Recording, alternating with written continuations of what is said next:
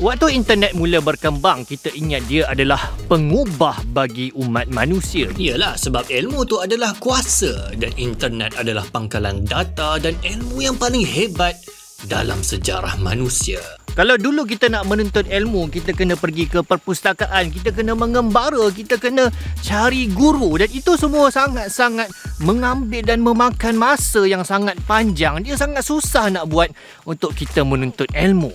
Bayangkan kalau kita nak belajar tentang budaya Jepun, cara buat sushi, kita kena pergi Jepun dulu, kita kena belajar dengan guru-guru orang Jepun. Dia sangat susah. Tapi sekarang proses berbulan-bulan tu kita boleh potong dalam hanya 10 saat. Kita boleh dapat terus maklumat beberapa saat saja. Sekarang dah tak ada lagi alasan korang tak jumpa buku, tak jumpa sumber. Korang boleh baca apa je yang korang nak. Bermula daripada tahap yang paling rendah sampailah kepada bahan bacaan tertinggi yang ditulis oleh profesor terhebat dunia. Dengan akses kepada ilmu yang tak berpenghujung ni, kita sepatutnya anggap dunia kita akan jadi pandai. Masyarakat akan jadi makin lama makin maju. Tapi lepas dari 30 tahun, ada sesuatu yang sangat aneh berlaku. Kita nampaknya tak macam makin pandai, kita makin bodoh. Ini adalah satu paradoks. Akses yang terlampau banyak kepada ilmu bukan membuatkan kita makin pandai, tetapi seolah menjadi satu sumpahan kepada kita. Kita rupanya boleh cari apa je yang kita nak. Kita boleh jumpa apa-apa saja maklumat dan ilmu yang menyokong apa saja yang kita percaya. Korang suka minum teh dan korang nak cari bahawa teh ni adalah penyembuh kepada kanser. Korang akan dapat sumber tersebut. Ataupun korang tak suka teh, korang menyampah dengan orang-orang yang suka minum teh ni. Jadi korang pun nak carilah maklumat yang kata bahawa teh ni menyebabkan kanser. Pun korang akan jumpa juga. Jadi mana satu yang betul? Bagi ramai orang itu tak penting. Sebab ada pakar, ada kajian yang menyokong apa yang mereka nak, dan itu dah cukup dah. Malah sebenarnya penting ke kata-kata pakar sekarang ni? Orang-orang dalam bidang ni, diorang hebat sangat ke sekarang? Sekarang semua orang diberi pengaruh yang sama berat. Komen matgian tepi jalan yang ada social media boleh jadi lagi berpengaruh, lagi popular daripada profesor-profesor yang bertahun-tahun buat kajian. Kalau dulu kita ingat internet akan hapuskan teori konspirasi pelik-pelik, aneh-aneh yang merepek,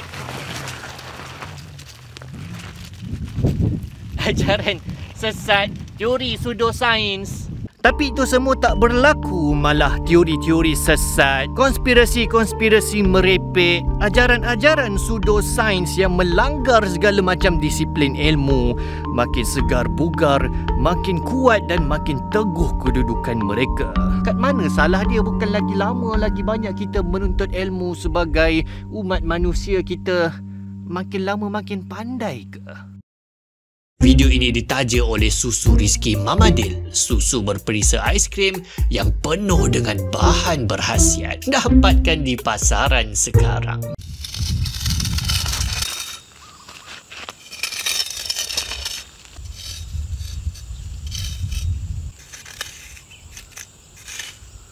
Ini adalah graf ilmu manusia sepanjang sejarah. Paksi yang menegak ni adalah ilmu manusia.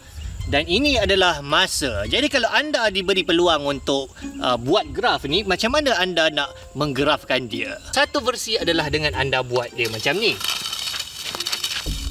Bermakna ilmu manusia ni semakin lama dia makin berkembang dengan masa. Dan ini adalah kiranya yang paling rasional, yang paling logik lah kot. Sebab ilmu manusia bertambah. Yalah, orang-orang dulu dia mengkaji dan kemudian dia menulis. Kemudian kita dapat akses kepada tulisan-tulisan, pemikiran dan kajian orang-orang yang terdahulu. Lalu kita tambahkan lagi kepada kajian tersebut. Dan macam tu jugalah kita boleh tengok hasil dia daripada teknologi contohnya.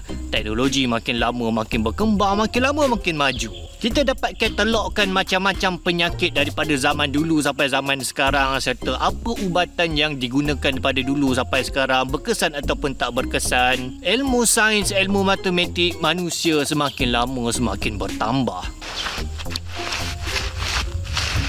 Tapi ada satu versi lagi. Jadi dalam versi graf yang ini, Ilmu manusia dia bertambah, makin lama dia bertambah dengan eksponen. Makin lama makin banyak, makin cepat ilmu manusia bertambah. Mula-mula dia bertambah dengan sikit-sikit dan kemudian dia makin lama makin meningkat sampailah sekarang ni dia meletup makin cepat.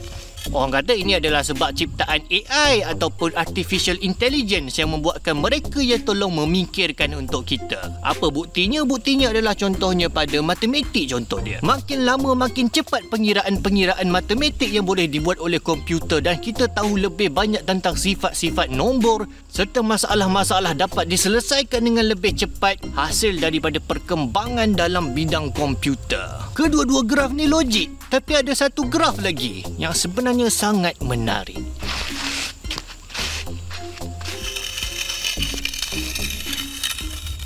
Iaitu graf ni. Graf ni dia mengatakan bahawa ilmu manusia sebenarnya makin lama makin berkurang.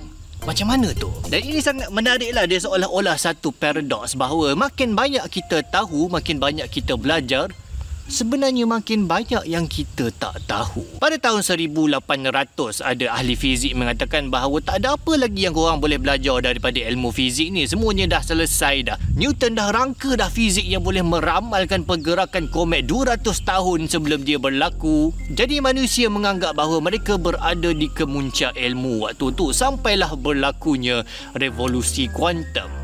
Di mana rupa-rupanya bila kita menerobos ke dalam dunia atom, dunia fizik dan dunia sains secara umumnya menjadi tunggang terbalik. Realiti seolah-olah tak masuk akal.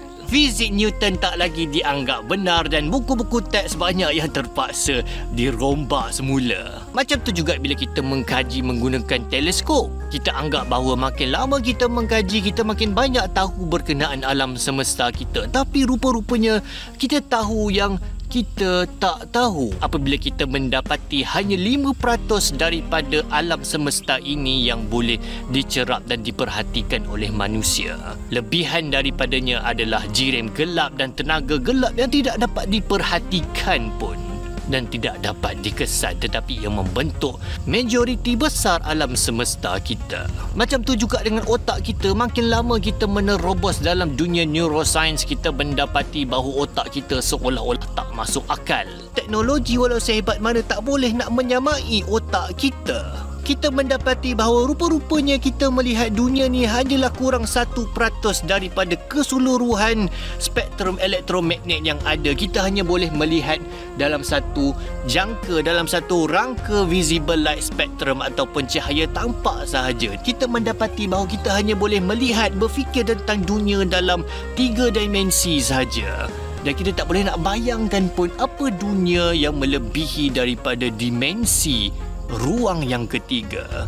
Jadi itulah maksud graf ini. Dia menunjukkan bahawa kita sebenarnya dalam satu keadaan yang sangat-sangat gelap. Kita ada lilin dan kita cuba berjalanlah. Kita cuba memetakan ruang gelap yang kita berada di dalamnya itu. Hanya untuk mendapati bahawa semakin lama kita berjalan, semakin nampaknya ruang gelap itu tak berpenghujung. Jadi persepsi ilmu kita, semakin lama kita mendapati bahawa kita semakin bodoh dan kita semakin jahil. Jadi apa pandangan korang? Korang rasa apa sebenarnya graf ilmu versus masa yang betul, yang korang rasa paling tepat dengan realiti yang sebenar? Tulis dalam bahagian komen. Adakah korang rasa ilmu kita sebenarnya makin bertambah ataupun sebenarnya itu hanyalah ilusi saja? Ilmu kita sebenarnya hanyalah satu persepsi yang semakin lama hakikatnya semakin menghampiri kejahilan dan bukan menghampiri kebijaksanaan yang sebenar. Jadi korang tulis dalam bahagian komen dan macam biasa tekan like, share, dan kalau korang menyokong saluran Ajar, sudilah untuk menjadi Ajarian dengan menekan butang join ataupun support subscribe. Kita jumpa lagi dalam video yang akan datang. Assalamualaikum.